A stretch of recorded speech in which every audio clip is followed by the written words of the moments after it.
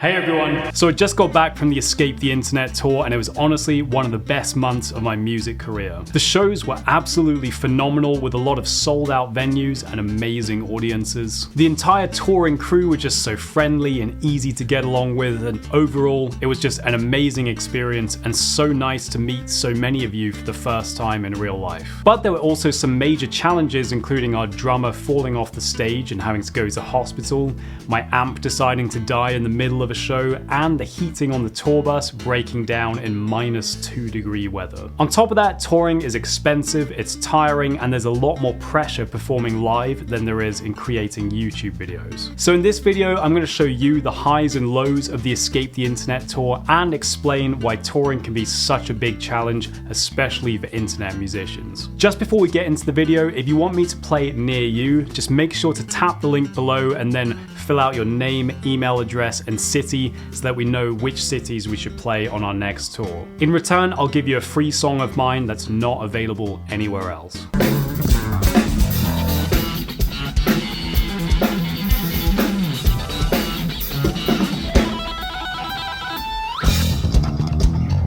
Okay, so the first challenge with touring is how expensive it is. If you're doing a 3-week tour of 400 to 800 capacity venues, you're probably going to need a tour bus. This saves a lot of time because you can sleep on the bus rather than having to find hotels at every single venue that you play. Renting a low-level tour bus for 3 weeks might cost around $20,000, while a luxury tour bus could be $100,000 or more. Next, you have crew costs. This might include a sound engineer, a lighting guy, and 2 bus drivers.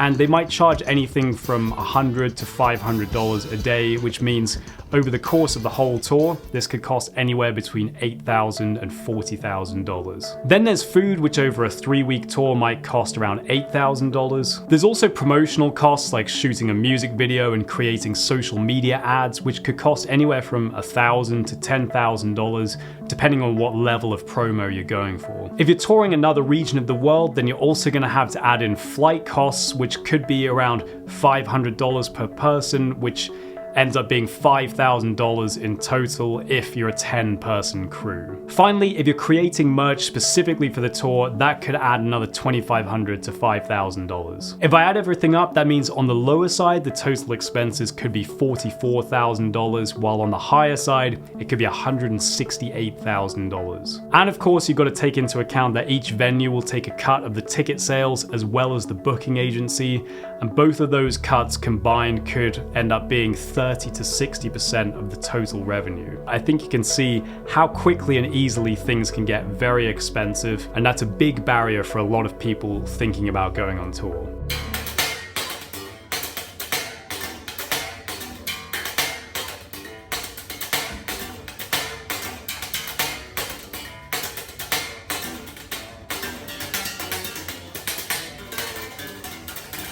The next thing is that touring is just a complete logistical nightmare. I was very lucky on this tour that I didn't actually have to do any of the booking myself, but if you are doing all the booking yourself like I used to, then you'll quickly realize how many moving parts there are. In Europe especially, the situation is a bit more complicated because there's some hard borders between EU countries and countries like Switzerland, Norway, and the UK. At each of these borders, you have to fill out a form that lists literally every single piece of equipment that you're bringing, along with its serial number and retail value. There were a few nights where we got into the tour bus at 1 AM, and then at 4 AM, our tour manager Martin would have to get up and deal with the border control and also go through these incredibly long forms, which just sounded like an absolute nightmare. The next big challenge for internet musicians is the pressure of performing live.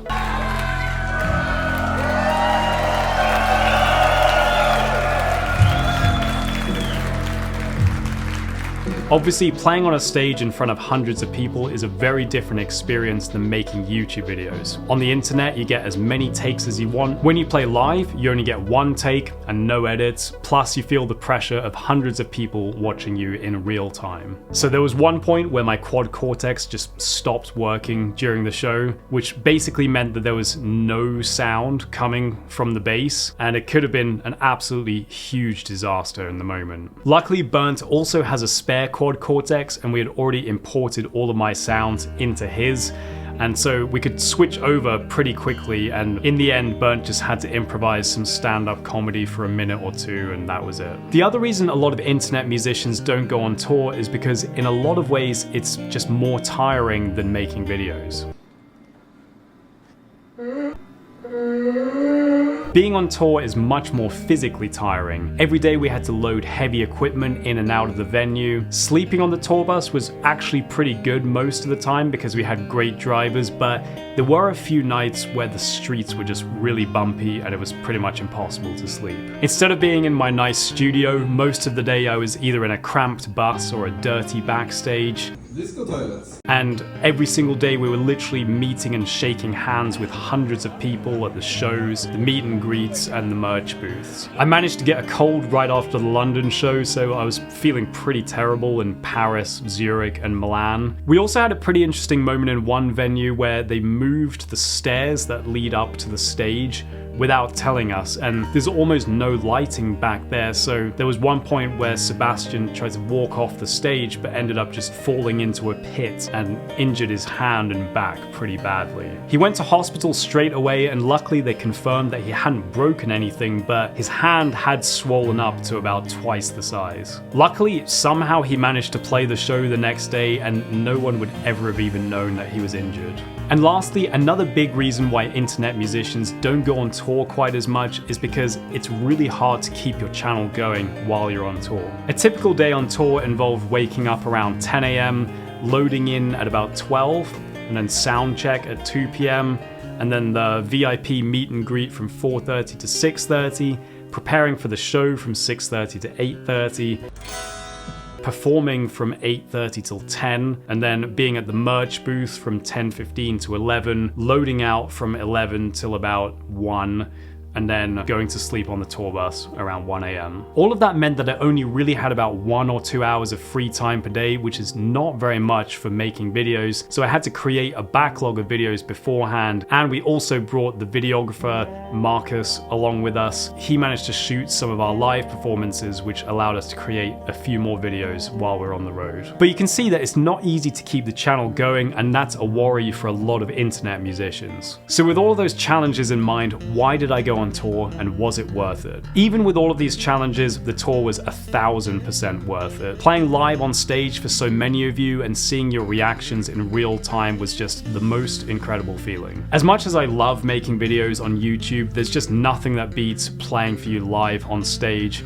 and meeting you at the show or at the merch booth. There were some really surreal moments on this tour, like when we played the sold-out Tivoli venue in Utrecht, or when some of you would come up to me and tell me that you started playing bass because of watching my videos, or that my videos got you through a rough patch in your life. Hearing you guys say those things to me in person just reminds me of why I started this channel in the first place. And on top of that, playing live just really helps me to grow as a musician, and the feeling of playing with other incredible musicians like Björn, Ola, and Sebastian is just really special and something that you can miss a lot as an online musician. So thanks so much to all of you who came to the Escape the Internet tour. It was a huge success beyond anything we had imagined, and we're already starting to plan the next tours. Speaking of which, if you want me to play in your city, now is the perfect time to let me know. Just tap the link in the description below and just let me know your name, your city, and your email address, and we'll use all of that information to figure out where it makes sense for us to play next. In return, I'll give you a free song of mine which is not available anywhere else. Thank you guys so much for watching and making the Escape the Internet tour so much fun.